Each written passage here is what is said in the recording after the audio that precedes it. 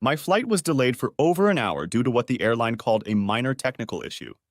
I don't like flying at all, so this didn't do much for my confidence.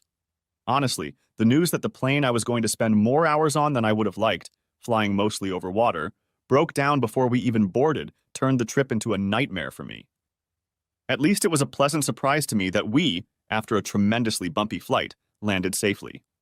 With a sigh of relief, I walked out of the terminal building into the heat of a Florida afternoon, and eventually climbed into the large air-conditioned limousine waiting for me. Although the thought of having to make the return trip in a day or two was still rolling around somewhere in the back of my head, I had more important things to do at the moment. As I got out of the car at the hotel, I was once again very nervous. I was in an unfamiliar city, in a country I had only seen in movies and on television. Unfortunately, mostly crime shows. Those are not the kind of shows that give you confidence in your safety when visiting those places, especially if, like me, you don't travel much. Anyway, as I got out of the car, I was somewhat relieved to find that I was immediately recognized and called out by Paul and Della, the people who had organized the evening. "Hi, Mike, we weren't sure you'd make it on time. We'll get your bag and check you into your room. Now you better get going, it's waiting for you in the lobby," said Della. Paul nodded at me in greeting and headed to the back of the car to retrieve my suitcase from the driver. "Thanks, folks. Sorry to keep you in suspense, but my damn flight got delayed," I said, and, trying to look as confident as possible, headed through the revolving door into the cool interior of the air-conditioned building. I must admit that I hadn't expected the place to be so grandiose. The hotel lobby was gigantic, and there seemed to be several hundred people wandering around, though there were no more than 30 or 40. How the hell did they expect me to find a woman I've never seen in my life in this God knows where? I asked myself, as an extremely attractive woman suddenly appeared in front of me, dressed in a small red, clearly designer, cocktail dress and holding a matching clutch in her left hand. "Mike?" she asked with a charming smile. Yes, Holly?" I muttered back, somewhat taken aback by her unexpected beauty. Under the circumstances under which we'd met, Holly was nothing like I'd expected. Holly smiled again, and then, taking me by surprise, wrapped her arms around me and kissed my cheek. After getting over the initial shock, I mustered up the courage to reciprocate. "When in Rome and all that, as my father used to say." "Sorry, it's probably an English trait. We don't usually embrace women we've never met before, at least not often." By then, though, Holly and I had been emailing for months and had spoken to each other on the phone more than once, setting up this little meeting. I really didn't know what to expect. "Did you have a good flight?" she asked. No flying suits me anymore, Holly," I replied, then explained. "A few years ago, I made a very hard landing, not that it was an emergency. The airplane was a mess, but I guess the local scrap metal dealers were pleased. In any case, it somewhat undermined my confidence that transportation is heavier than air. If only I had known that I would be greeted by such a beautiful lady upon my arrival here. Plus, I'd be lucky enough to spend a whole evening with her, then maybe the flight wouldn't have been so bad." "Thank you. You know, they say the English are not romantic. You have made a very fine point. I am very flattered that such a handsome gentleman paid me such a compliment." "That's not flattery, Holly. In fact, I find you so beautiful that I have to wonder how we ever got into this situation in the first place. I'm not sure if it was embarrassment or nervousness that made me babble on and on.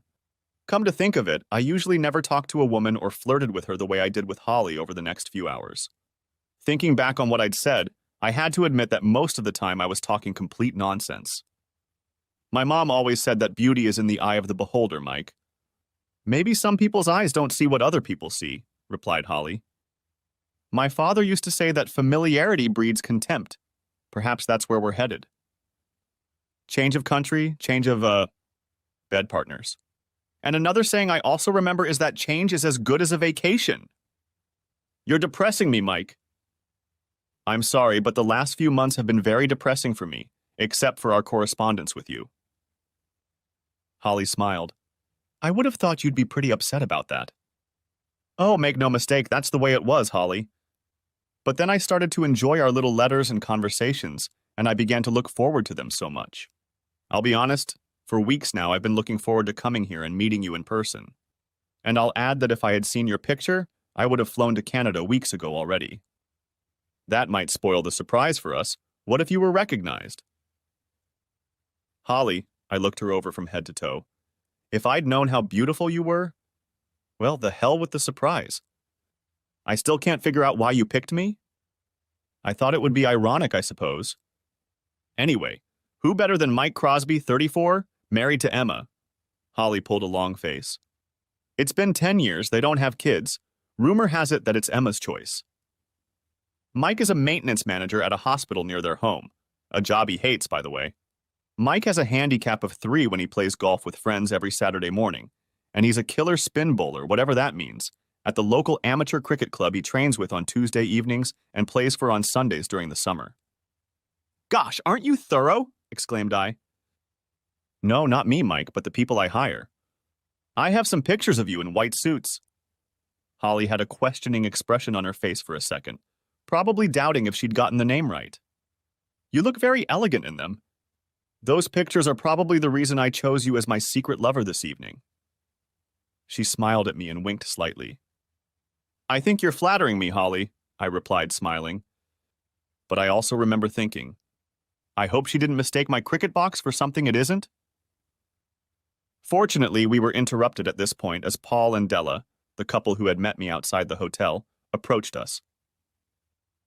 The boy took your bag to Mike's room. Now are you two ready for the big show? Asked Paul. Same as always. How about you, Holly? I asked, tossing the ball in her direction. Yeah, I think I'm ready, she replied. Looking somewhat reserved, I thought, considering we were going through this whole farce at her insistence. Look, Holly, you don't have to do this, you know that? Once we get there, you'll realize there's no turning back. I can even go there myself if you want. Don't be silly, Mike. That would defeat the point, wouldn't it? Do you really think I came all the way from Montreal to miss out on all the fun? Come on, let's do it! Mike, do you have anything for Paul? Asked Della. Oh gosh, sorry, yes, Paul. I pulled a thick envelope out of my pocket and held it out to Paul. He added it to several other envelopes of the same kind that he'd gotten from somewhere, then sorted them into an order that seemed to suit him and put them in the inside pocket of his jacket. As he did so, I noticed that he was carrying what I understood to be a firearm in a shoulder holster. I remember thinking to myself, Gun Jesus, these guys are gambling! Okay, shall we go? Said Holly, taking my hand. But then she looked at Paul and asked, Intimate enough? I guess I should have felt awkward, but somehow I didn't. Come on, guys. Married or not, you all know what it's like when a good-looking woman comes a little closer than she should. We all have instincts that can, if allowed, take over in such circumstances. My basic natural instincts were definitely taking over.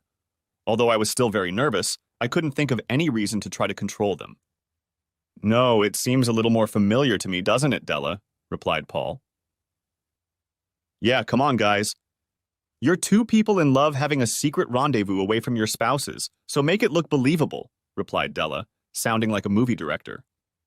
Without further ado, Holly wrapped her left arm around my waist and her right arm around mine. Then she pressed herself very close to me. Normally, I would have thought that was awkward.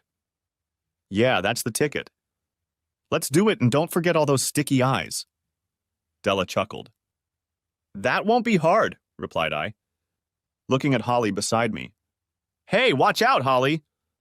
Looks like our Mike might be on the prowl, commented Della. Holly didn't answer, or rather couldn't answer, for when I looked down at her, she caught me off guard again and sank a kiss on my lips. Sorry, Mike, she said, sensing my embarrassment. I should have asked, but I need to make sure my lipstick is convincingly smudged. Holly, when you want to smudge your lipstick, don't bother asking. Maybe I should get a full-time job as your lipstick smudger, I said, and kissed her. Yeah, it's not every day you get a chance to kiss a woman as beautiful as Holly. Don't get married, I'm only human! Sorry to interrupt the conversation, but are we doing this or not? Because if you want, we can get right to the bedroom scene, said Della, laughing. Maybe later, whispered Holly with a giggle, and tugging lightly on my waist, dragged me towards the hotel lounge. For all her bravado, I sensed that Holly was nervous almost as much as I was, so I took the comment as nervous chatter. Entering the waiting room was a bit of a surprise. It was pretty crowded, but I noticed that a few guys were showing more than just mild interest in the stunning woman in the little red cocktail dress pressed against my side. Not that I could blame them. It was costing me a huge amount of effort to keep from staring at the incredible cleavage Holly was showing off in that dress. I think I looked like the cat that ate the canary. It had been a long time since I had felt so proud of the woman I was accompanying. Paul and Della took the lead, and we followed them to a table against the wall, which magically became vacant as we approached. The two couples sitting at it moved to the tables on either side of it. I noticed Della and Paul nodding their heads, as if to acknowledge everyone present. Paul insisted that he and Della sit with their backs to the wall and watch for anyone approaching us with malicious intent. Judging by his size, I figured Paul could handle just about anyone. But from the way his head nodded, I realized he'd made sure he had plenty of cover after all. The waiter came over and we ordered drinks. Sitting with my back to most of the room was uncomfortable because I could only look at the stage where a small band was playing. I actually wanted to scrutinize everyone present, but that might have given away the game. We were brought drinks, and the four of us made small talk, mostly about my delayed flight, during at least 2 sets of the band. "That's no good. I think we'll have to up the ante," said Paul finally. "Didn't they see us?" asked Holly. "They're too into themselves. I don't think they've said a word to the rest of their party since we got here." "Come on, you two, do a Fred and Ginger impersonation," suggested Della. "And watch your step." I held out my hand and Holly grasped it as we both stood. "I should warn you that I'm not Gene Kelly, Holly," I warned her. "I'm sure you'll do fine, love," Holly replied with a smirk. "A lover?" I asked. "So that's what you're supposed to be this evening, isn't it?" "Oh yeah, it's a damn shame we have to play these silly games, isn't it?" "Who's playing?" With a wink, Holly wrapped her arms around my neck from behind and pulled me to her. If only, thought I to myself. God, if the guys in the office could see me now. It was nearing the end of the band's 3rd set since our arrival, and they were playing a slower number. "Oh my God, did I really do that?" asked Holly, squeezing into me. "Sorry, but desirable women usually do that to me," I replied, blushing slightly. I can't say we actually danced in the literal sense. We just swayed in one place, spinning in slow circles. I have to say it was one of the most enjoyable dances I've had in years. Suddenly, another couple bumped into us slightly. "You've been spotted," the guy whispered when they did. Looking at him, I saw that it was one of the couples who had cleared a table for us when we entered. Looking the other way, it appeared that another couple from the table was dancing on the other side of us. "Careful, you might look in the wrong place. Focus on dancing with your partner. We'll deal with whatever happens," the first guy warned me. I went back to looking at Holly, who smiled charmingly back at me. "Holly, you're one hell of an actress," I thought to myself. "You know, I hope the balloon doesn't go up too fast. I like that," I told her. "I can feel it, lover," she said with a cheeky grin and pressed her crotch even harder against mine. "I wonder if you have sadistic tendencies, Holly?" I commented, smiling. "I like to tease my men, Mike. This evening was the best I could think of." I don't know what expression appeared on my face, but it made Holly laugh out loud. I wished I really was the man she was teasing, but I knew the good Lord could never look at me that favorably. "Don't look so dejected, Mike. After all, there's no rush to get back to the UK, is there? We can always take a few days to enjoy the Florida sunshine. Now that we've been spotted, let's make it look really good." In the next instant, Holly's head was on my shoulder, and she began to nibble on my neck and earlobe. "Hey, take it easy, girl, or I'll have an accident," I warned her. Holly giggled in response, and what's more, she didn't stop her caresses. What's more, she doubled them. To my relief, the band's performance ended before I lost control of myself, and the guy who had been talking to us on the dance floor suggested we go back to our table. I assumed the rest of Paul's band was around. Holly headed toward the table, holding my hand and pulling me along with her. When we got closer, Paul motioned for us to sit down, but his eyes were fixed on something happening across the room. "That's right, he's on his way. When he gets here, you can stand there and argue with him, but don't raise your hand at him, Mike. We'll deal with any rough stuff. That's what we're paid to do," said Paul, leaning forward in his chair. "Is she coming?" I asked. "No, I don't think she's realized it's you yet. That's assuming she saw you at all, since she was standing with her back to the dance floor. But she's watching closely now, so she'll probably spot you as soon as you stand up and turn around. What the hell is going on here, Holly? What are you doing here, and what the hell do you think you're playing at with that freak? Who is he anyway? Came an angry voice from somewhere over my left shoulder. I stood up and turned to face the guy, fully aware that Paul had gotten up at the same time. But the moment I turned around, out of the corner of my eye, I noticed something else. Later, I realized that all the guys at the next table suddenly had gold shield-shaped badges on the breast pockets of their jackets. Only later did I learn that they were the badges of the local police, but I didn't realize their significance at the time. Holly danced with that asshole, just as no doubt you danced with my wife. Yeah, that was the best I could come up with at that moment. I didn't yet know what I wanted to say when the confrontation started. Holly, who was also standing, had obviously rehearsed her little speech well, and will probably have sex with him later while you have sex with your wife in room 642. By the way, 643 is right across the hall, but we'll try not to make as much noise as you two did last night. Holly smiled and put her arm around my waist. I really could have done without Holly at that point, because I figured that her husband, and he was much larger than I had anticipated, might well have pounced on me, and Holly holding on to me kind of limited my room to maneuver. But I shouldn't have bothered with him. Avril's appearance on the scene, I suppose after she spotted me as soon as I stood up, was far more, exciting. Honestly, Avril came out of nowhere and ran headfirst into me. And Holly's husband fell off his feet as she threw him out of the way. In a way, it was convenient, because it took some of the momentum away from Avril. Old Holly ended up lying on some poor woman's lap before collapsing to the floor. Of course I didn't see it. I was lying on the floor myself, looking at my very angry wife. I think the tumble to the floor that Avril and I took shook her a little as much as it did me. Anyway, she ended up laying on top of me, gazing up into my face. "What the hell were you doing with that slut?" she demanded. Demanded she. "Dancing, what did it look like?" I replied, still without the jazz reprise. "It looked like you were trying to gorge yourself on a brownie," she replied. "Come on, Avril, I just got here. I haven't had a chance yet. You've been sleeping with her husband for the last 2 days at least." I was pleased with myself. I had managed to make the first successful leap. But don't be so stupid, Mike. Where did you get this stupid idea?" said Avril, rolling off me and sitting up. "How did you even get here? You don't fly, do you?" Movement to my eye was extremely difficult. Wherever I looked, I saw only the legs and feet of people. "Yes, when you need to catch your wife with her lover," I replied. I was good at those answers. "It's nothing, Mike. You know I'm here on a business trip." "Avril, your business trip was to Houston, and this is bleeding Florida. Neither you nor your company has any business in Miami. You had a meeting in Houston, and then you flew here with a gold digger wherever he was headed." There were so many of Paul's men around that I lost sight of Holly's husband for a moment. "And the last 2 nights you've been doing the horizontal tango with that bastard in room 643. 642, lover. 643 is our room." Holly's voice came from somewhere. "Yes, sorry, room 642. Would you like to see the tapes, Avril?" I asked.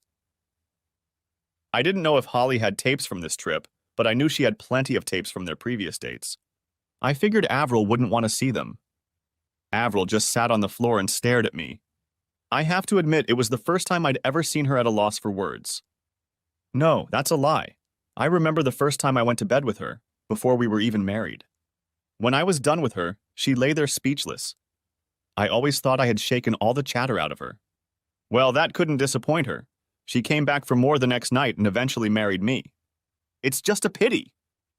Suddenly, hands helped us to our feet, and the next thing I realized, except that Holly had her arm around my waist again, was Paul saying, "Morgan Ardent, you're being served."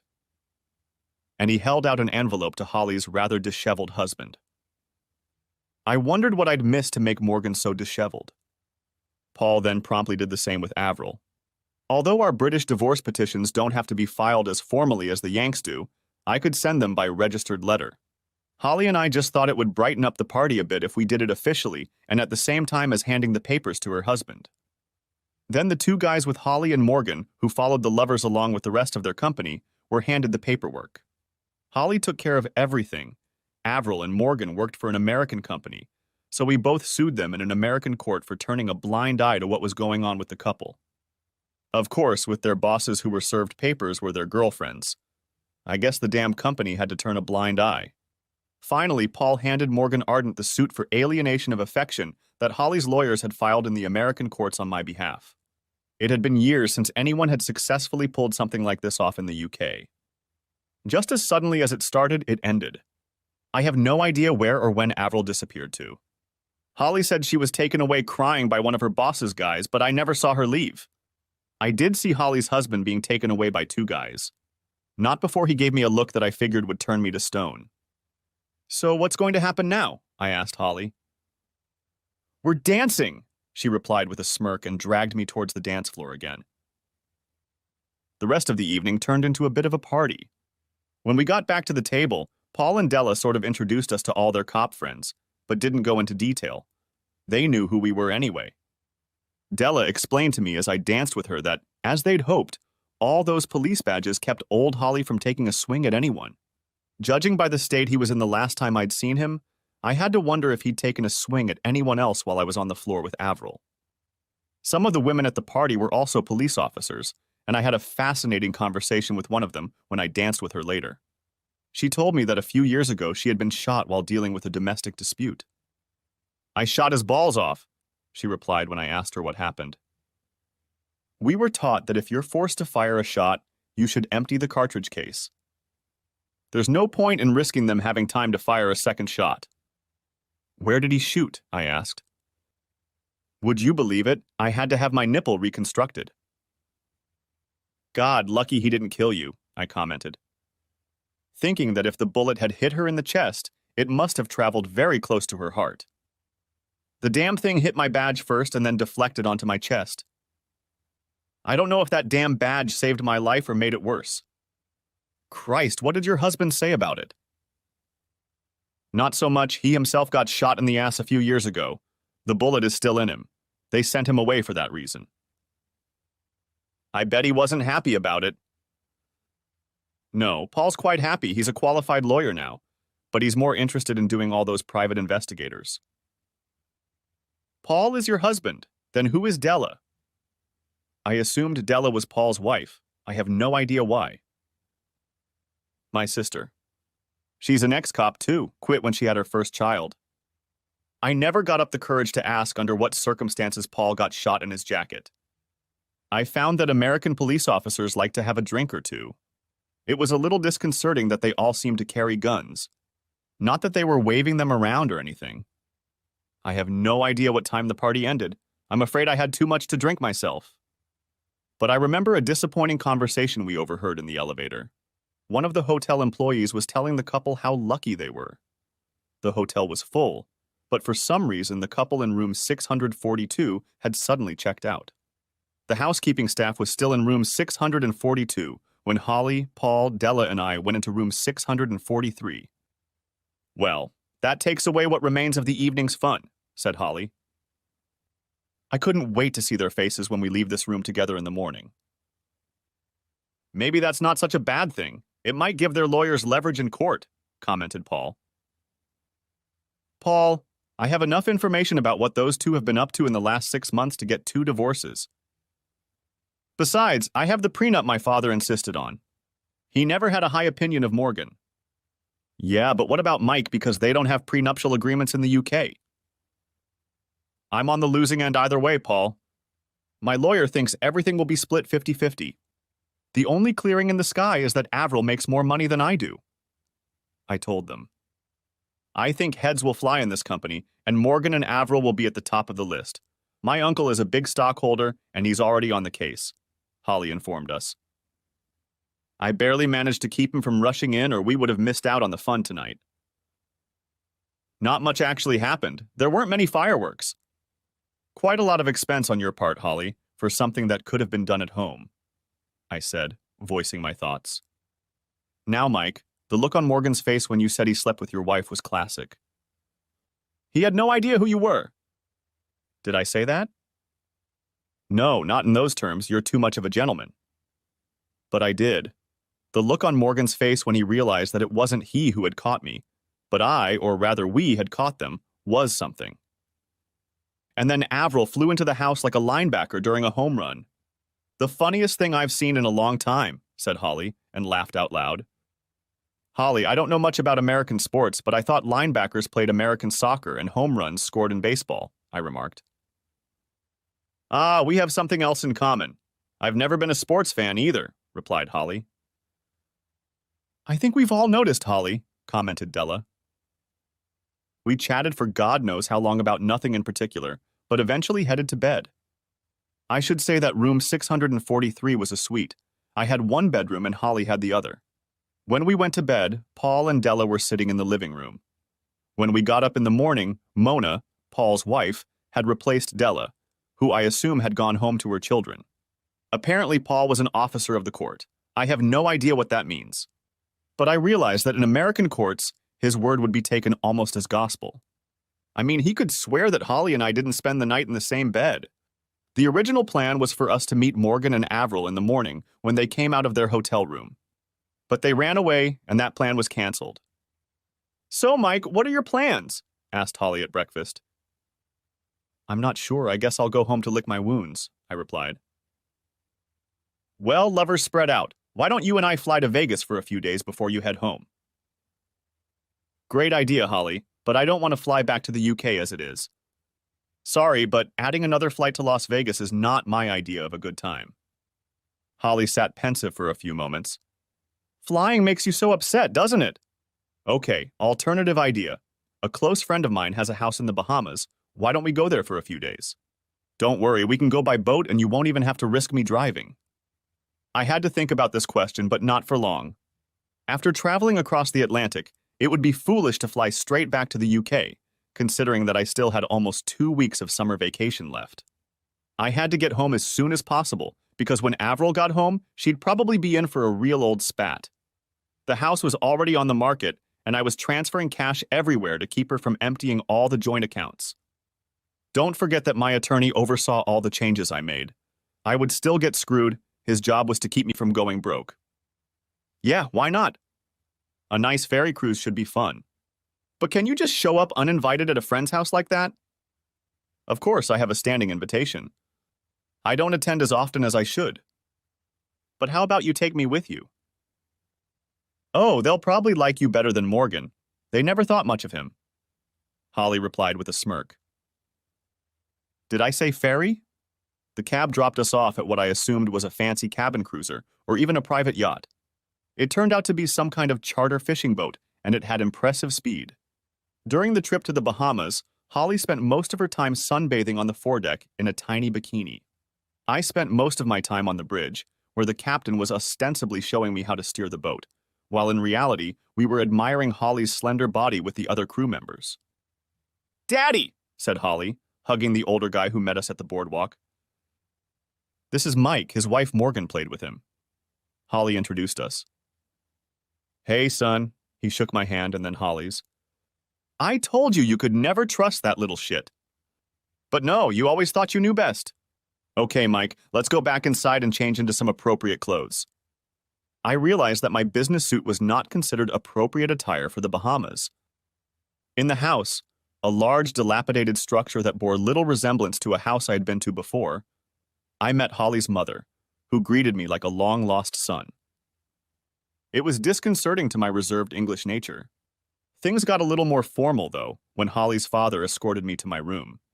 Let's just say he made sure I understood where my room was. And it was where he and his wife expected me to sleep. Well, you got it! The next 4 days were very enjoyable. When Holly and I weren't sunbathing or swimming in her father's pool, I was either fishing from the same boat that ferried us here with Holly's father, or in the evenings we attended numerous cocktail parties. At some of them, Holly danced with me, but she was a little more chaste than she had been that first night at the Miami hotel. The last night before we left, Holly and I somehow ended up walking along the beach under the moonlight. We weren't in each other's arms or anything, but she was holding my hand.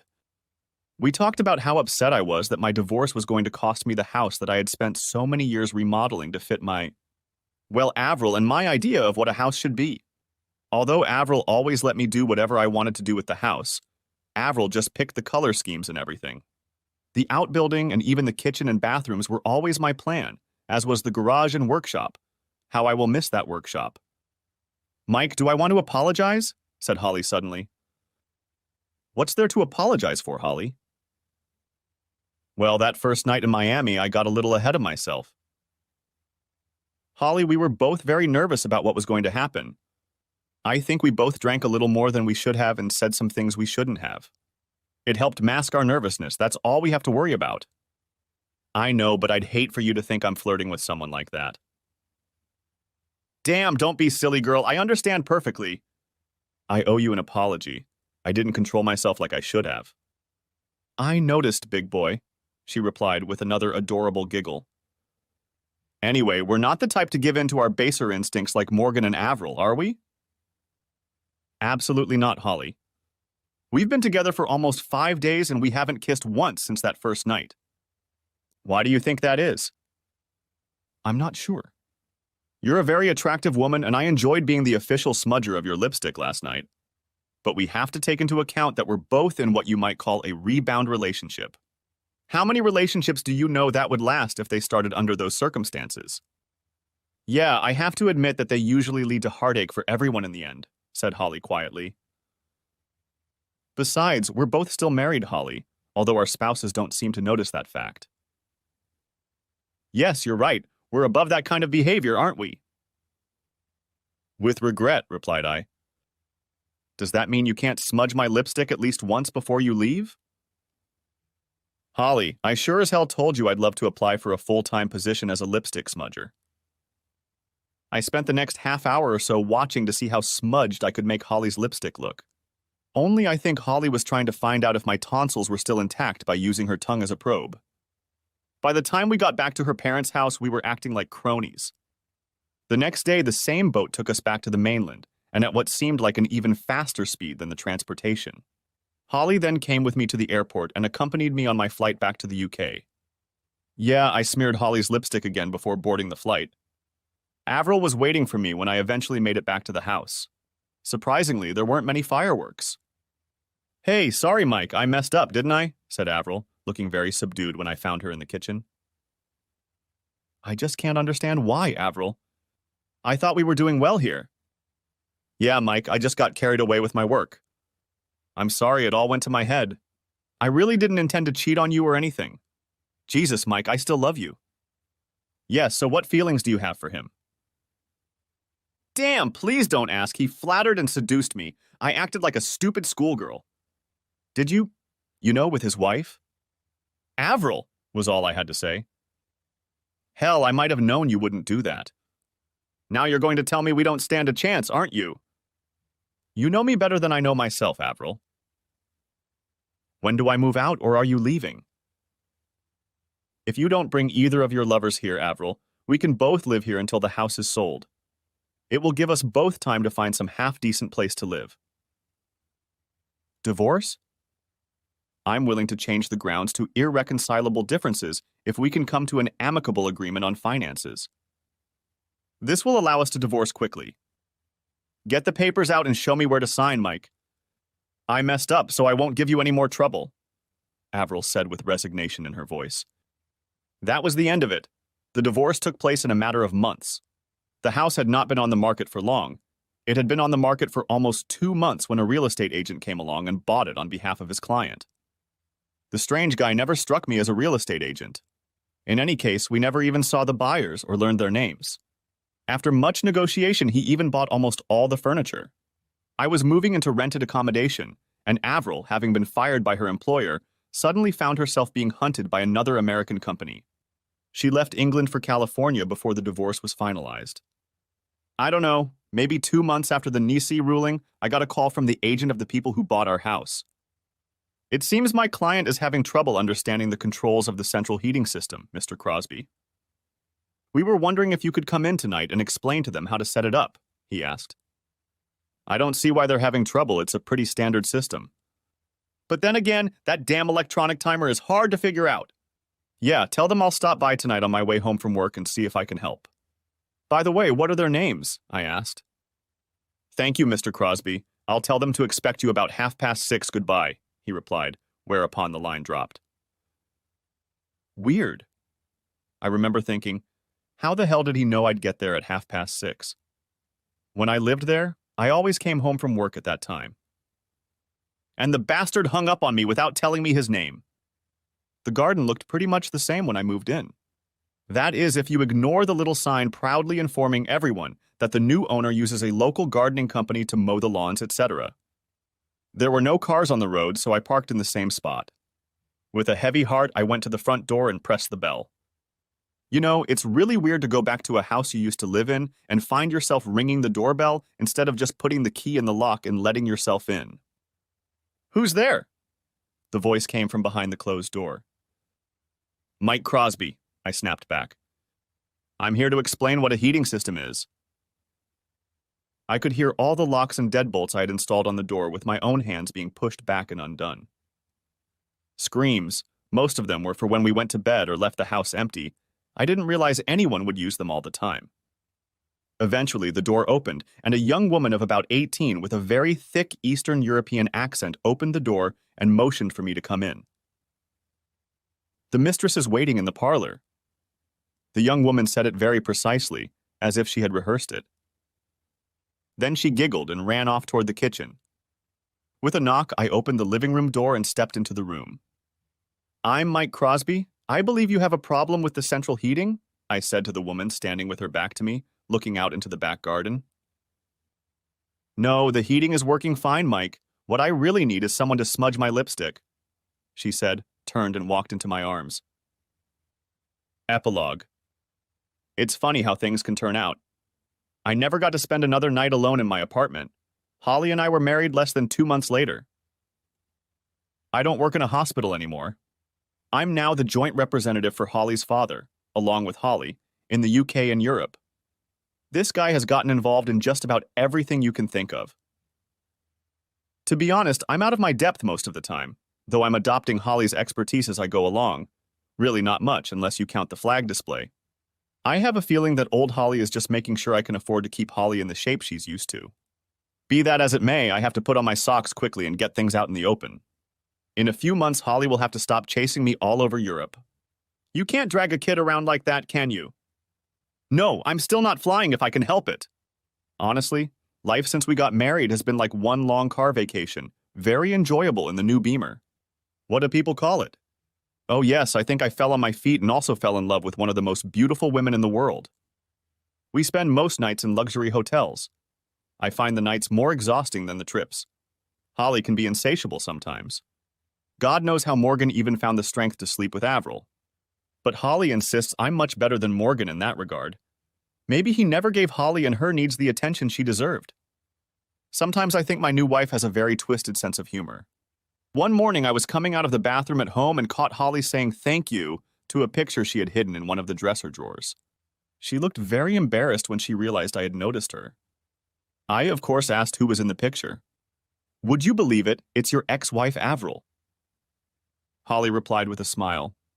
Well, Mike, you have to admit that if Avril hadn't let Morgan get her into his bed, I never would have found you, would I? I'll always have sympathy for her, you know? You have to agree it's a very different way of looking at things. I walked over to Holly's dresser and picked up the picture. Thank you, Avril. I never thought that having you run around and cheat on me could lead to me being so happy, said I. Then I put the picture back in the drawer and turned my attention to the woman who really mattered to me. It must have been almost lunchtime when we came up for air again and went downstairs for breakfast. Lord, how tired was I? Life goes on.